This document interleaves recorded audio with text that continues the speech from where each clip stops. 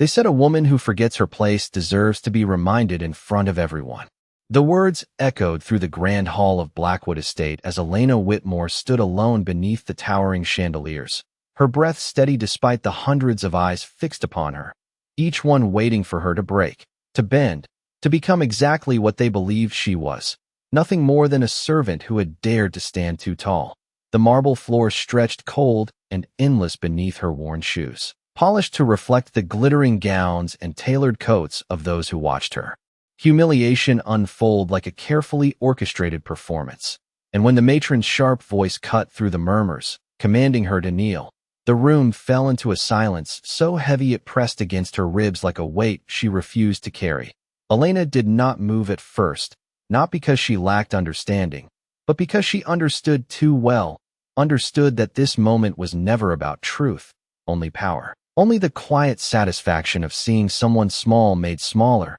and yet behind her. Stillness was something they could not see, something that had survived colder nights and harsher judgments than this. A servant stepped closer, whispering urgently, reminding her what was at stake, her position, her shelter, the fragile thread that held her world together, and slowly, deliberately, Elena lowered herself, not in defeat but in decision, her knees touching the marble with a soft, final sound that seemed to echo louder than any accusation, her hands resting lightly in her lap as she bowed her head just enough to satisfy their demand, but not enough to surrender the last piece of herself she owned. Whispers returned, softer now, satisfied, as though the world had righted itself again, as though the order they worshipped had been restored, and across the vast room, hidden within the shadowed balcony above, a single figure remained unmoving, watching not with amusement, nor with indifference, but with a focus that sharpened with every second she remained there, silent, composed, unbroken. Duke Alexander Blackwood had witnessed countless displays of obedience within these walls, but never had he seen it carried with such quiet defiance, such dignity wrapped in submission, and something in the stillness of her posture unsettled him, a subtle fracture in the certainty he had long accepted without question. Below, the accusations continued, voices rising again, pressing her to speak, to confess, to apologize for a transgression she had not committed, but Elena did not answer, her silence becoming louder than their demands, her refusal to beg transforming the air itself into something strained and electric. And as the tension coiled tighter, unnoticed by most but not by him, the Duke's gloved hand tightened slightly against the railing, as if the balance of the entire room had shifted by an inch no one else could measure. And in that fragile, suspended moment, before anyone realized what was about to change, the first crack in power had already begun. The silence that followed did not feel like relief. It felt like anticipation, as though the walls themselves were waiting for something unseen to unfold. And Elena Whitmore remained exactly where she was, her head slightly bowed, her spine unyielding beneath the weight of expectation, while the voices around her grew sharper, more insistent, pressing her to speak the words they had already decided for her. An apology shaped not by truth, but by convenience. And when the matron stepped forward, again, her tone colder now, demanding that Elena admit her fault aloud, the murmurs of approval rippled through the gathered nobles like a quiet storm, each person eager to witness the final surrender. Yet Elena did not lift her gaze, did not rush to fill the silence, because she understood something they did not, that the moment she spoke without conviction, she would lose the only thing they could not take by force. Above them, unseen but not absent,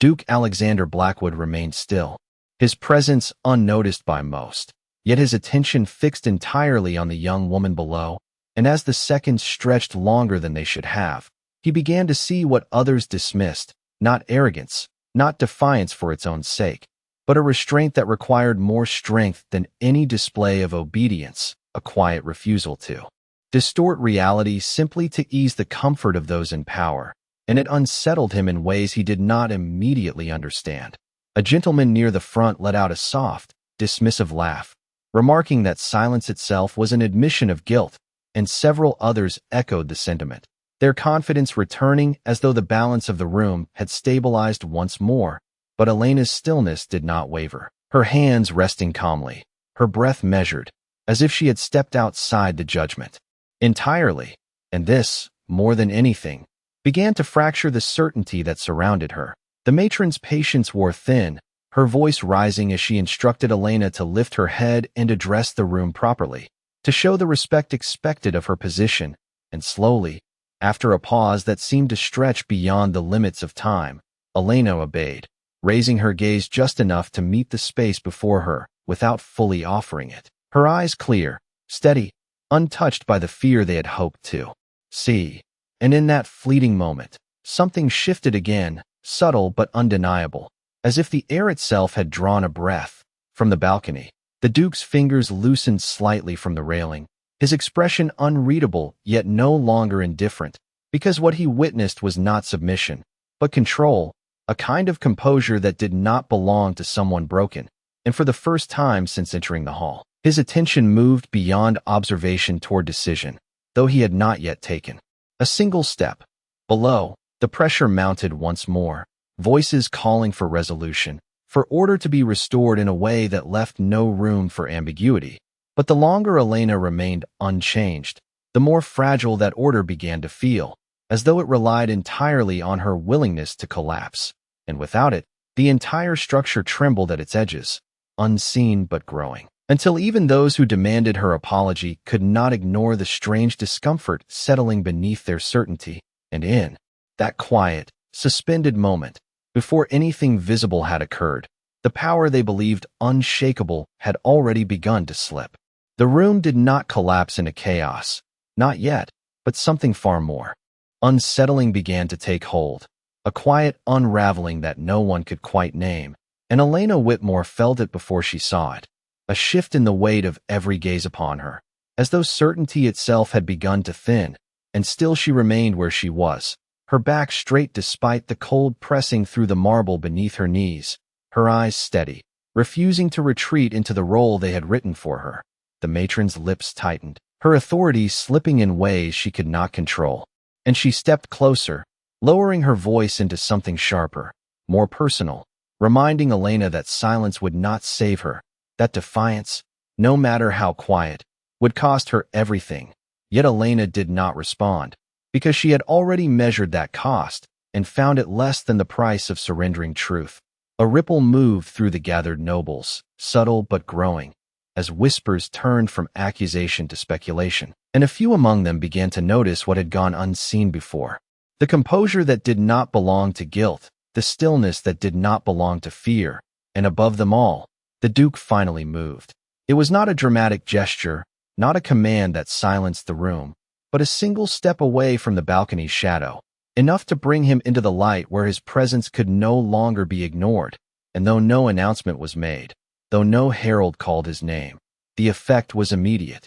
Conversations faltering, attention shifting, because power did not need to be declared when it chose to reveal itself. Elena did not look up at first, not because she did not feel it, but because she understood that whatever came next would not depend on her reaction. And for the first time since she had been brought to her knees, the focus of the room began to move away from her and toward him, drawn by a gravity far stronger than any accusation. Duke Alexander Blackwood descended the staircase with measured precision, each step deliberate, unhurried, as though time itself adjusted to accommodate him. And those who had spoken so freely moments before now found their voices fading into silence, replaced by a tension that coiled tighter with every inch he closed. Between himself and the center of the hall, the matron turned, her confidence returning in a hurried attempt to reclaim control, offering an explanation before one was asked, shaping the narrative in a way that preserved the order she believed in. But the Duke did not interrupt, did not acknowledge her words with anything more than a passing glance, because his attention had already settled elsewhere. When he reached the final step, he stopped, not beside the accusers, not within the circle of judgment, but directly before the woman they had tried to diminish. And for a moment, nothing happened, no declaration, no question, only the quiet presence of a man whose silence carried more weight than any voice in the room. And as the seconds stretched, as every breath seemed to pause in anticipation of a verdict no one could predict, the fragile balance that had governed the hall began to fracture completely, leaving only one truth waiting to be revealed. though no one yet understood what from it would take. No one spoke, not even the ones who had demanded answers moments before, because something far more powerful than authority had entered the room, something that did not need to raise its voice to be obeyed, and Elena Whitmore felt it in the stillness that followed.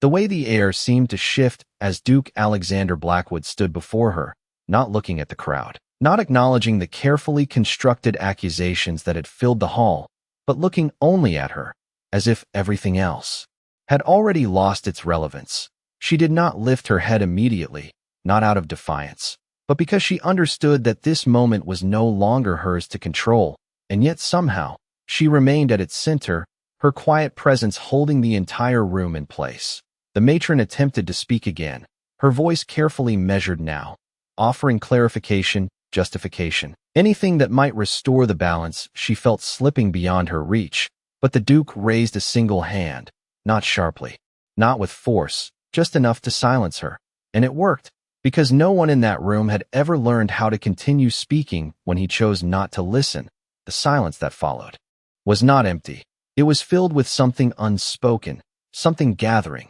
And then, slowly, deliberately, the Duke moved closer, closing the final distance between himself and the woman they had forced to her knees. Elena felt his presence before she saw it, the faint shift of shadow, the subtle change in the rhythm of the room, and finally, she lifted her gaze, not fully, not boldly, but enough to meet what stood before her. And for the first time, she saw him not as a distant figure of power, but as a man standing within reach, his expression unreadable, his eyes fixed on her with an intensity that held no judgment, no accusation, only recognition of something deeper than either. Seconds passed, stretching thin, fragile, as every person in the hall waited for the inevitable command, the verdict that would define this moment. But it did not come, not in the way they expected, because instead of speaking, instead of reinforcing the order they depended on, the Duke did something no one could have predicted, something so quiet it almost escaped notice until it was already happening.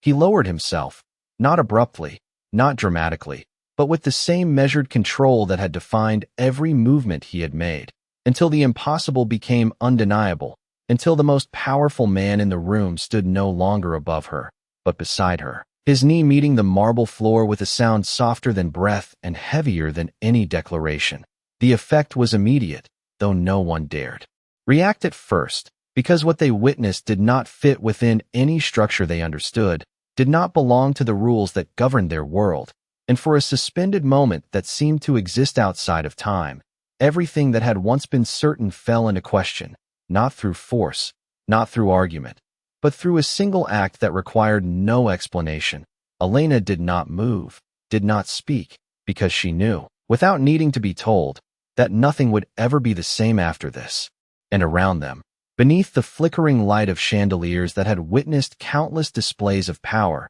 a new truth had taken its place, quiet, irreversible, and impossible to ignore. No one dared to breathe too loudly, as if even the smallest sound might shatter the fragile reality forming before them. And Elena Whitmore remained still, her eyes fixed on the man who had just lowered himself beside her, her mind struggling not to question what she had witnessed, but to understand what it meant, because this was not mercy, not pity, and certainly not performance. It was something far more deliberate, something that carried weight without needing explanation. Around them, the gathered nobles shifted uneasily, their certainty unraveling in quiet, uncomfortable waves, as the image before them refused to fit into the order they had always relied upon. And the matron, who had once commanded the room with effortless authority, now stood frozen, her carefully prepared words dissolving before they could be spoken, because nothing she could say would restore what had just been undone. Duke Alexander Blackwood did not rise immediately, did not look to the others for acknowledgement or approval, because he did not require it, his posture calm, his presence steady, as though kneeling was not a fall from power but a choice entirely his own. And in that choice, something unmistakable revealed itself, not weakness, but control so absolute that it allowed him to abandon status without losing it. Elena felt the shift in herself then, subtle but undeniable, as the weight that had pressed against her since the moment she entered the hall began to lift, not because her circumstances had changed, but because the meaning behind them had been rewritten in silence. And for the first time, she did not feel small beneath the eyes of those who judged her. The Duke finally spoke, his voice low, measured, carrying through the hall without effort, not raised, yet impossible to ignore, and though his words were few, they did not seek to defend or accuse, only to establish what was now undeniable, that no judgment would stand without truth, and that no truth had yet been proven. The effect was immediate, though not loud, as the room absorbed the simplicity of what he had said, and with it, the realization that everything built upon assumption had lost its foundation. One by one, the gazes that had once pressed down on Elena began to falter, shifting away, uncertain, no longer confident in the role they had played, and even those who had been most certain found themselves silent, because to continue would mean opposing not just a servant, but the will of the man who defined their world. Elena lowered her eyes briefly, not in submission, but in acknowledgement, understanding that what had just occurred was not meant to elevate her above others, but to restore something that had been taken without right. And when she lifted her gaze again, it was different, steadier, no longer shaped by the expectations of the room. Beside her, the Duke rose at last, the motion smooth, unhurried, as though nothing unusual had occurred, yet the echo of that single act remained, imprinted into every corner of the hall, impossible to dismiss, impossible to forget. And as he turned slightly, his presence once again commanding without effort, the unspoken message settled into every mind present, that power, when truly held, did not need to stand above others to be recognized, and that from this moment forward, no one would look at Elena Whitmore the same way again, though none of them yet understood just how deeply that change would reach. The hall did not return to what it had been, because something irreversible had settled into its foundation, something that could not be undone by silence or dismissed by polite conversation. And Elena Whitmore felt it in the way no one stepped forward to command her again, in the way the space around her remained open, untouched, as though an invisible boundary had formed where once there had been none. She rose slowly from the marble floor, not hurried, not uncertain, her movements steady as. She reclaimed her height without seeking permission, and though her position had not changed in name, everything about how it was perceived had shifted, as if the act she had endured had been rewritten into something entirely different. Duke Alexander Blackwood stood a few steps away now, his presence no longer pressing upon her, but surrounding the room itself, and while he did not look at her immediately, it was clear to everyone present that his earlier action had not been impulsive, not a fleeting gesture, but a decision rooted in something far deeper than momentary interest. The matron finally found her voice again, though it lacked the sharp certainty it once held, her words carefully chosen, her tone softened, as she attempted to reframe the situation into something manageable, something that could be explained away without disrupting the fragile hierarchy that defined their world. But the effort felt hollow, because no explanation could erase what had been witnessed, and no authority could reclaim what had already been relinquished. Elena listened without interruption, her expression composed, yet within her, a quiet clarity had taken hold, one that no longer depended on the approval or condemnation of those around her. And for the first time, she allowed herself to understand that her silence had not been emptiness, but strength, a refusal to distort herself even when pressed to the edge. Across the hall, a few individuals began to withdraw slightly, their attention shifting elsewhere, not out of indifference, but out of discomfort, because to remain fully engaged would mean acknowledging the collapse of something they had always trusted, and that was a truth few were prepared to face. The Duke finally turned his gaze toward Elena then, not with scrutiny, not with expectation, but with a calm recognition that did not seek to define her. And though he said nothing further, the absence of words carried more meaning than any statement could have, as if he understood that whatever had begun in this room would not end here, would extend beyond this moment into something neither of them had yet named. Elena inclined her head slightly, not in submission, but in acknowledgement, a gesture that matched his silence with her own, and in that exchange, quiet and nearly imperceptible to others, a connection formed that did not rely on status or circumstance, but on something far more enduring. Around them, the hall slowly began to breathe again, conversation returning in cautious fragments, though it no longer held the same confidence as before, and as the evening moved forward, it became clear that nothing would unfold as it once might have, because the balance had shifted in a way that could not be reversed, and those who had witnessed it would carry its weight long after the lights dimmed. Elena stepped back from the center at last, no longer the subject of judgment, yet not seeking attention either, and as she moved, the path before her opened without resistance, not out of kindness, but out of something closer to respect, fragile and uncertain, but undeniable, and though no one spoke of what had happened in direct terms, it remained present in every glance, every pause, every carefully measured word, shaping the night into something entirely new, something that had begun with silence and would not easily fade. The evening continued, but not in the way it had been intended, because beneath the soft glow of candlelight and the quiet return of conversation,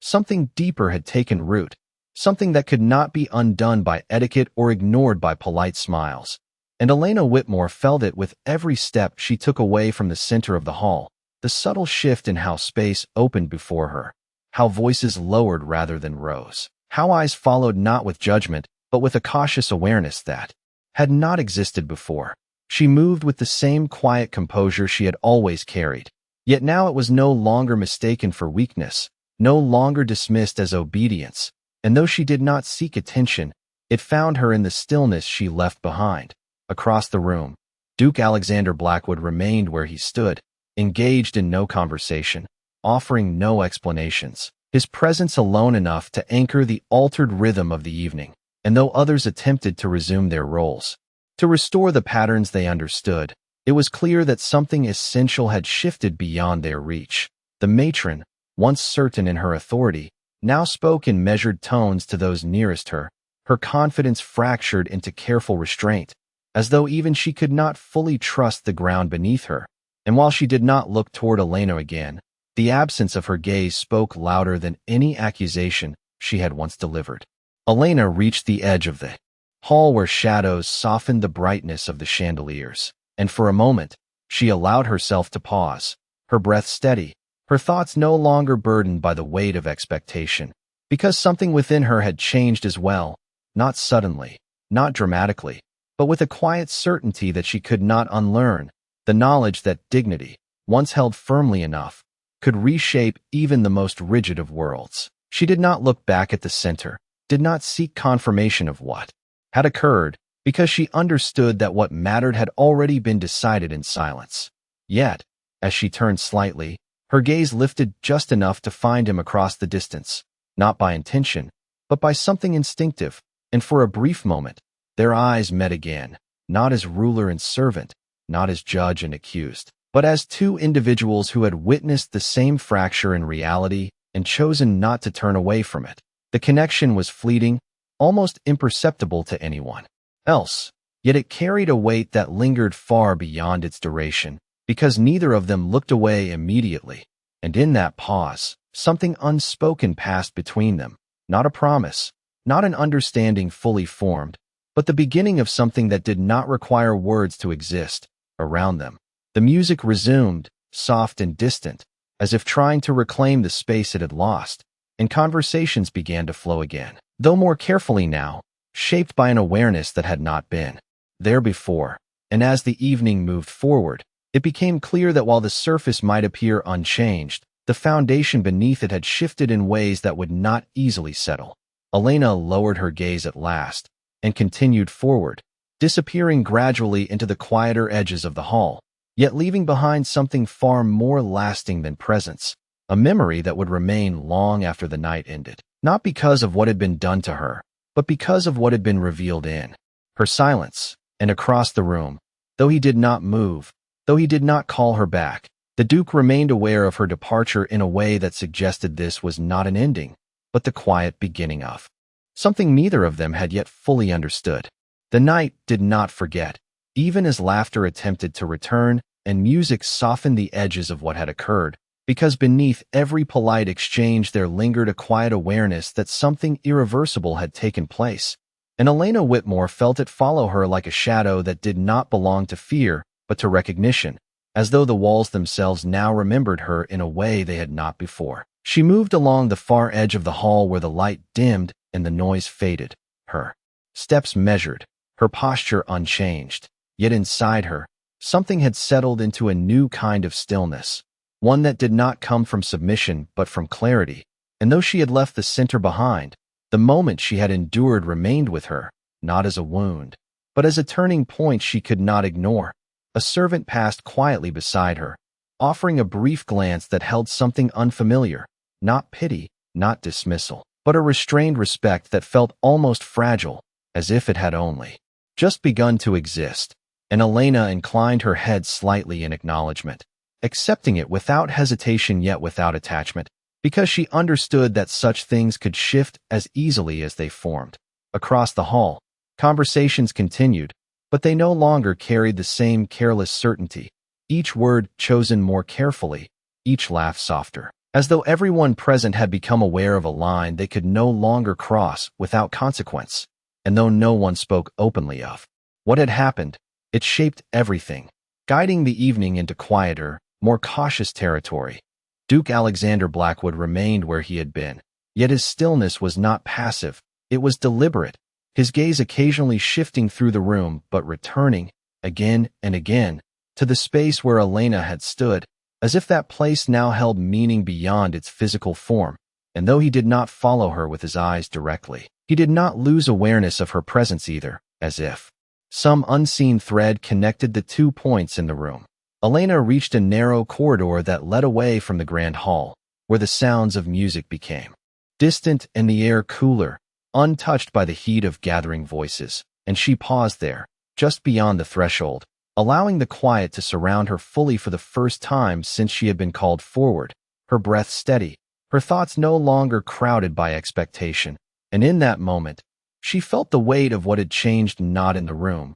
but within herself. A realization that she could no longer be returned to who she had been before. She did not know what would follow, did not know what the Duke's action would mean beyond that single moment. But she knew it had not been done lightly, not offered without purpose. And that knowledge settled into her with a quiet certainty that would not easily be shaken. Behind her, footsteps echoed faintly, not hurried, not intrusive, but present. And though she did not turn immediately, she felt the shift in the air once more, the same subtle change that had preceded everything before. And when she finally looked back, just enough to confirm what she already sensed, she saw him standing at the edge of the corridor, not close, not distant, his presence filling the space without crossing it. And for a moment, neither of them spoke, because whatever came next did not belong to the world they had just left behind, but to something new that neither of them had yet defined. The corridor held a different kind of silence,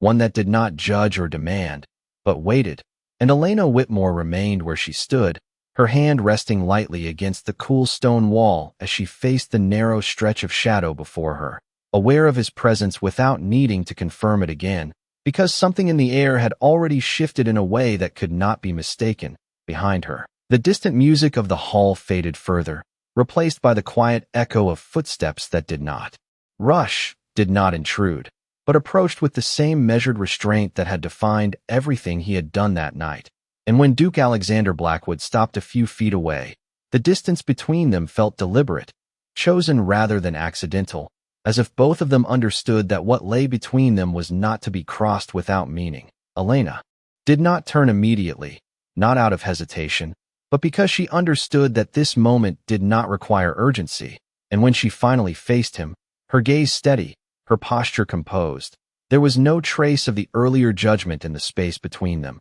only a quiet awareness that something had begun without either of them naming it. He studied her in silence, not with the detached observation of a man assessing a situation, but with a focus that suggested he was seeing something beyond the surface, something he had recognized before anyone else had even thought to look. And for a moment, it seemed as though he might speak, as though words might follow the action that had already changed everything. But they did not come, not because he lacked them, but because he did not need them. Elena held his gaze without lowering her eyes, not in defiance, but in quiet acknowledgement, understanding that whatever he had seen in her had led him to act in a way that defied expectation, and Yet she did not seek explanation, did not ask for meaning, because she sensed that whatever answer existed would not be given in the form of simple words. The silence stretched, but it was no longer heavy, no longer filled with pressure. Instead, it carried something unfamiliar, something steady and unspoken,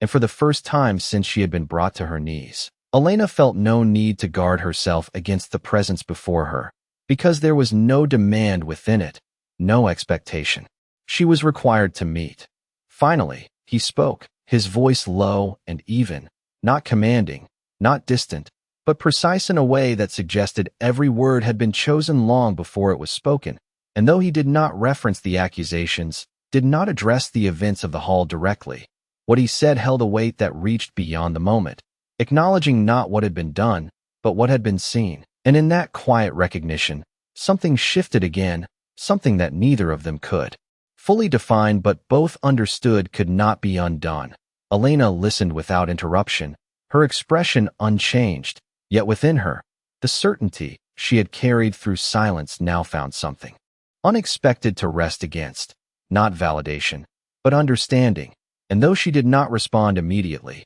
when she finally spoke, her voice was calm, measured, carrying none of the fear that had been expected of her earlier. And in that exchange, brief and restrained, something fragile but undeniable took form, a connection not built on position or circumstance, but on the shared awareness of what had been revealed in the absence of words. Beyond the corridor, the world remained unchanged in appearance, but here, within this narrow space between shadow and light, something entirely new had begun, something that would not remain contained for long, though neither of them yet knew how far it would reach. The silence did not break when her words faded. It deepened, settling between them like something that had been waiting to exist, and Elena Whitmore felt the weight of it not as pressure, but as clarity, as if for the first time that night, she stood in a place where nothing was being demanded of her, nothing expected beyond what she chose to give. Duke Alexander Blackwood remained where he was, his gaze steady, not searching for more, not pressing for explanation, as though he understood that whatever had been revealed did not need to be forced into meaning too quickly. And in that restraint, there was something unfamiliar, something that did not belong to the world she had known before stepping into that hall. The corridor around them remained still, untouched by the movement and noise of the gathering beyond, as if it had become a boundary between what had been and what was beginning. And Elena became aware of how close that boundary truly was, how easily she could step back into the expectations waiting behind her. And yet, she did not move. The Duke shifted slightly then, not retreating, not advancing, but changing the angle of his stance in a way that removed even the smallest trace of distance between them, not in space, but in presence, as though he had chosen to stand not above her, not apart from her, but alongside her in a way that required no declaration. His voice came again, low and measured, carrying a quiet certainty that did not seek agreement, only acknowledgement. And though he spoke few words, each one held the weight of decision, not about what had already happened, but about what would not be allowed to happen again. And Elena understood, without needing it explained, that this was not a moment that would fade into memory, but one that would shape everything that followed. She felt the shift within herself again, not a sudden transformation, but a steady alignment, as if something she had always known had finally found its place in the world beyond her own thoughts. And for the first time, she did not feel the need to guard that understanding, did not feel the need to hide behind silence as protection, because the silence itself had already spoken for her. Beyond the corridor, a distant door opened, letting in a faint echo of laughter that felt disconnected from the space they occupied, a reminder that the world had not stopped, that it would continue with or without what had changed here. And yet, that continuation no longer felt like something she needed to conform to in the same way. The Duke's gaze softened, not in expression, but in intensity, as if the moment had reached a point where no further action was required. And for a brief second, something almost unspoken passed between them, not an agreement, not a promise, but an understanding that neither of them would return unchanged. Elena inclined her head once more, not as she had before, not as an act shaped by expectation, but as a quiet acknowledgement of what had been established between them. And then, slowly, she stepped back, not retreating, but choosing her direction with intention, turning slightly toward the corridor that led further into the quiet of the estate. She did not ask permission, did not wait for dismissal, because she no longer stood within that framework, and as she moved, the space between them remained intact, not closed, not severed, but held in a way that suggested it would not remain empty for long.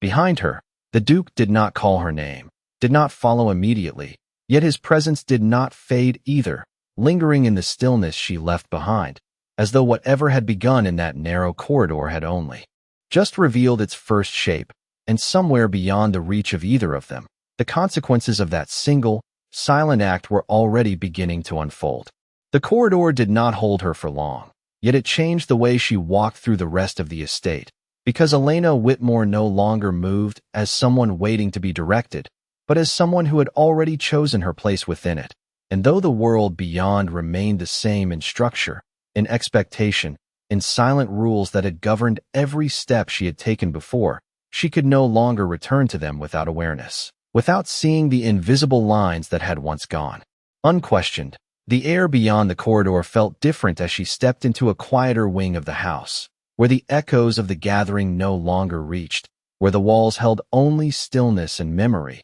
And for the first time since the night began, she allowed herself to pause without purpose, her hand brushing lightly against the carved wood of a nearby table, grounding herself in something real, something unchanged. Yet even here, the shift followed her, not as a burden, but as a presence. She could not set aside, because what had happened in the hall had not ended when she left it. It had only begun to extend beyond it, shaping the way she now stood, the way she breathed, the way she understood herself within a world that had tried to define her too narrowly. Behind her, far enough to respect the distance she had chosen, yet close enough to remain within reach, Duke Alexander Blackwood stepped into the same quiet space, his presence once again altering the stillness without breaking it. And though he did not speak, did not announce himself, she felt the subtle change immediately, the same awareness that had drawn her gaze before now pulling her attention back without force.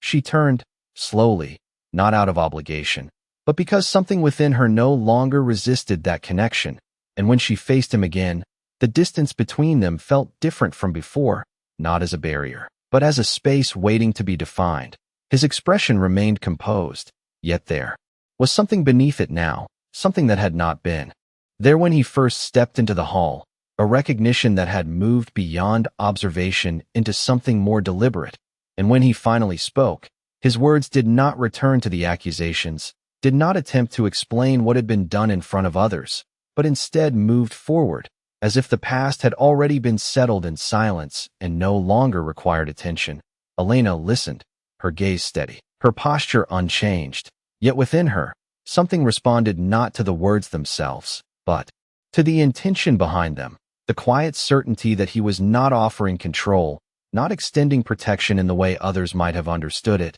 but acknowledging a presence that stood on its own. She answered in kind, her voice calm, measured, not shaped by gratitude or hesitation, but by the same clarity that had carried her through the moment of her humiliation. And in that exchange, something deeper took form, something that neither of them named, yet both understood was not temporary, not confined to the boundaries of a single evening. Beyond the walls of the estate, the world continued as it always had, unaware of the shift that had taken place within these quiet halls. Yet inside, beneath the weight of tradition and expectation, a new path had begun to take shape, one that did not follow the rules it replaced. And as they stood there, not above one another, not beneath, but within the same space, it became clear that whatever came next would not be dictated by the roles they had been given, but by something far more difficult to define, something that had already proven strong enough to bend the very structure of power without raising a single voice.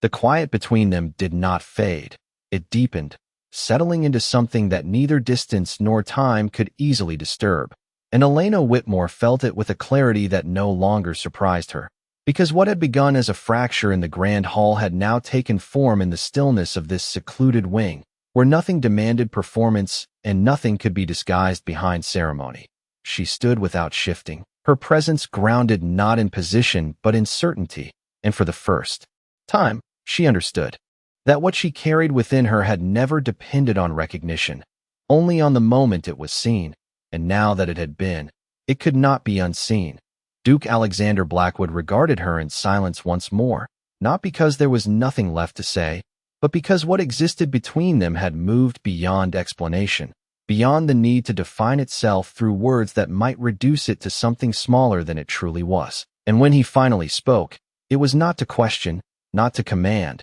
but to acknowledge what had already been established, that what he had done in the hall had not been an exception, not a moment of impulse, but a deliberate choice he did not intend to withdraw. Elena listened without interruption, her gaze steady, her breath even, and though his words were few, they carried a weight that reached far beyond the present, shaping not only how she would be seen within these walls, but how she would stand within them, not beneath, not apart, but within a space that now recognized her presence without distortion. A faint sound drifted from the distant hall, a reminder that the world continued to turn in familiar patterns. Yet here, that familiarity felt distant, almost irrelevant, as if the path before them had already begun to diverge from what had been expected. Elena spoke then, her voice quiet but unwavering, not seeking to challenge or to agree, but to place her own understanding into the space they now shared. And in doing so, she did not step toward him,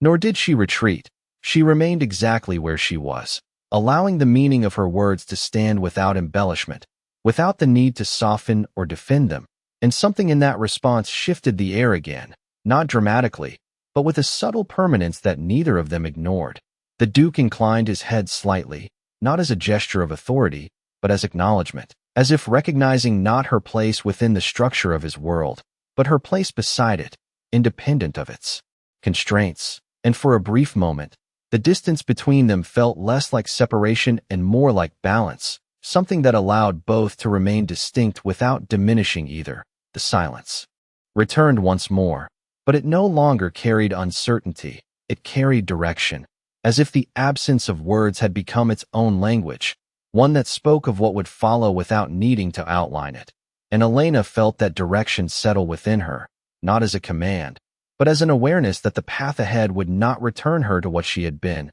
nor would it leave her unchanged. She drew a quiet breath, steady and deliberate, and then, without hesitation, she turned slightly, not to leave, but to continue forward into the deeper corridors of the estate, knowing that whatever had begun here would not remain confined to this place. And behind her, though he did not immediately follow, she felt the unmistakable presence of a decision already made, one that would shape not only the course of her own steps, but the very structure of the world that had once tried to define her without understanding what she truly was. The deeper corridors of Blackwood Estate carried a different kind of quiet, one untouched by judgment or expectation, and Elena Whitmore walked through them with a steadiness that no longer came from habit, but from something far more certain, as though each step she took now belonged entirely to her, not to the rules that had once guided her without question. The faint glow of wall-mounted candles stretched along the stone passage,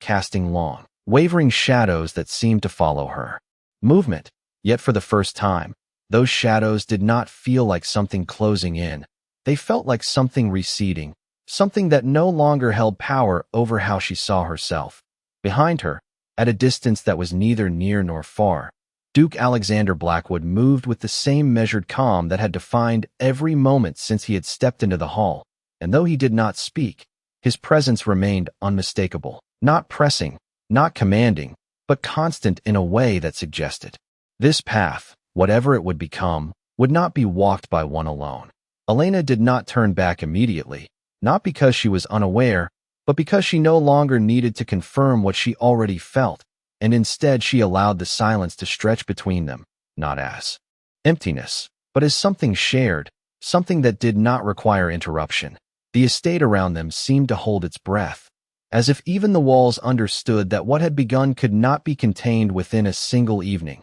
that the quiet act which had shifted the balance of power in the hall had now extended beyond it, shaping something far more enduring. When she finally paused at the end of the corridor, where a tall window overlooked the dark expanse of the grounds beyond, Elena rested her gaze on the reflection staring back at her in the glass, not searching for reassurance, but recognizing something that had always been there, something that had only needed to be seen to become real. The Duke stopped a few steps behind her, the distance deliberate, the space between them intact, and for a moment, neither moved, neither spoke, because whatever had been set in motion no longer depended on immediate answers. It carried itself forward with a quiet certainty that would unfold in time. Elena drew a slow breath, steady and calm, and in that breath, she understood that the moment in the hall had not been an end, not a resolution, but a beginning, one that had not erased what she had been, but had revealed what she could no longer pretend not to be.